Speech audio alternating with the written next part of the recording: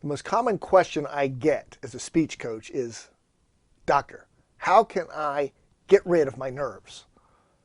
Well, the answer to that question is the subject of this week's dose of public speaking medicine.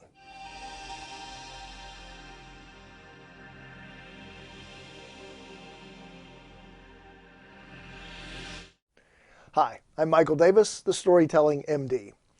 If I were to take this stethoscope and listen to the heart or check the pulse rate of someone about to go on stage and speak, chances are it would sound like a jackhammer. And that's because most people do not know how to manage their fear or anxiety over speaking. When I hear that question, how do I get rid of my nerves? I challenge people to change the question. You don't want to get rid of nerves. In fact, it's physically impossible.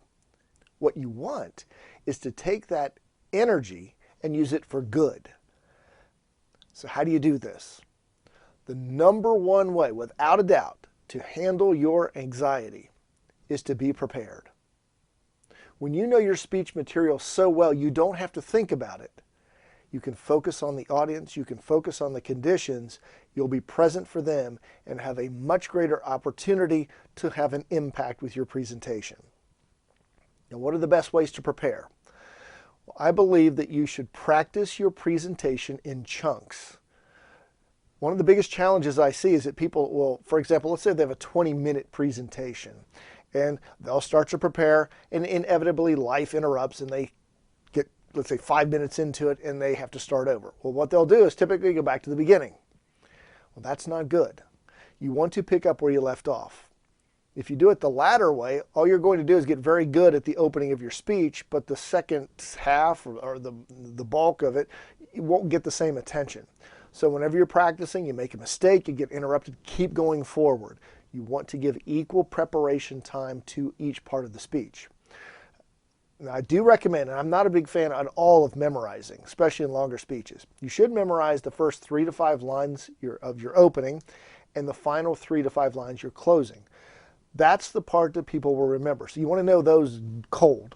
One mistake that many people make is they try to memorize every aspect of the speech. Well, when you do that, you're up here in your head the whole time you're speaking because you're constantly thinking, what's the next word? Just know your concepts, know the flow. When you know the concepts, that will enable you to stay present with the audience. They may ask questions.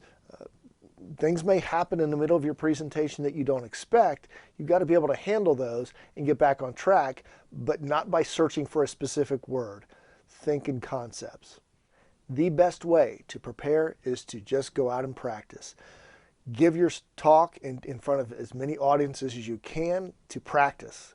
Get feedback, make adjustments, go back and repeat the process. So your prescription for this tip is to prepare your speech. In our next video, you'll pick up 2 valuable tips on actions you can take 5 minutes before you speak that will further help you manage your anxiety. Until then, prepare your speech, go out there and practice, and stand up as many times as you can to speak up, and you will stand out from the crowd. Talk with you next time.